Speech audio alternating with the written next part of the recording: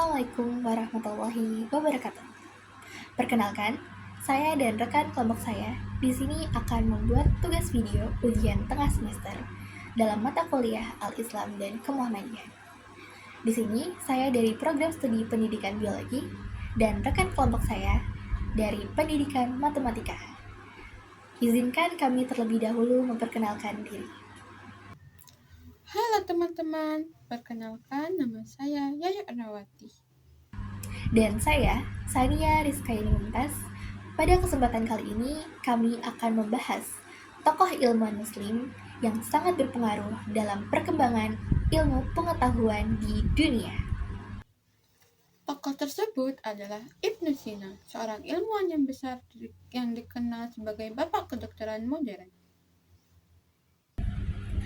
Kami memilih Ibnu Sina karena kontribusinya dalam bidang ilmu pengetahuan, khususnya kedokteran, yang luar biasa hingga masih relevan saat ini. Selain itu, kisah hidupnya juga menginspirasi kita sebagai mahasiswa untuk terus belajar, berpikir kritis, dan berkontribusi dalam ilmu pengetahuan. Ibnu Sina lahir pada tahun 980 Masehi di Ausana di sebuah wilayah Persia yang sekarang termasuk di Uzbekistan. Sejak kecil, Ibnu Sina sudah menunjukkan kecerdasan luar biasa. Ia mampu menghafal Al-Quran pada usia 10 tahun. Tidak hanya itu, ia juga mempelajari berbagai ilmu dalam bidang seperti logika, matematika, filsafat, dan juga ilmu alam. Ketertarikannya pada ilmu kedokteran mulai berkembang ketika ia sering membantu orang sakit di sekitarnya. Dengan tekad kuat, ia mempelajari kedokteran secara mandiri dengan buku-buku dan praktek langsung. Pada usia 18 tahun, Ibnu Sina telah menjadi seorang dokter yang sangat terkenal dan bahkan dipercaya mengobati pengusaha kerasa. Perjalanan intelektualnya tidak selalu mudah. Ia sering menghadapi kesulitan dan memahami ilmu yang kompleks. Namun, ia tidak menyerah. Ia bahkan rela membaca berulang kali hingga puluhan kali sampai benar-benar memahami suatu konsep. Hal ini menunjukkan bahwa keberhasilan Ibnu Sina adalah hasil dari kerja keras, disiplin, dan rasa ingin tahu yang sangat tinggi.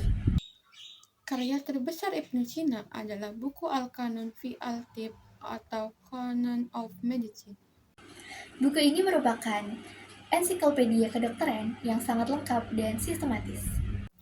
Di dalamnya, Ibnu Sina menjelaskan tentang berbagai penyakit, penyebabnya, cara diagnosis, hingga metode pengobatan. Salah satu kontribusi Ibnu Sina adalah penerapan metode observasi eksperimen dalam ilmu kedokteran. Ia juga menjelaskan bahwa suatu obat harus diuji terlebih dahulu sebelum digunakan yang menjadi dasar uji klinis modern. Selain itu, Ibnu Sina mengemukakan beberapa penyakit dapat menular yang menjadi konsep awal penyakit infeksi. Beliau juga menekankan pentingnya kebersihan, pola hidup sehat, dan keseimbangan tubuh dalam menjaga kesehatan. Karya Ibnu Sina tidak hanya berpengaruh di dunia Islam, tetapi juga diterjemahkan dalam bahasa Latin yang bahkan saat ini digunakan di universitas-universitas Eropa selama ratusan tahun. Jika dikaitkan dengan bidang studi kami, yaitu pendidikan matematika, kontribusi Ibnu Sina sangat relevan. Dalam bidang kesehatan, diagnosis, pengobatan, dan observasi pasien yang dikembangkan oleh Ibnu Sina yang saat ini menjadi dasar praktik medis modern. Dalam bidang biologi, pemahaman tentang tubuh manusia dan penyakit menjadi landasan penting dalam penelitian ilmiah.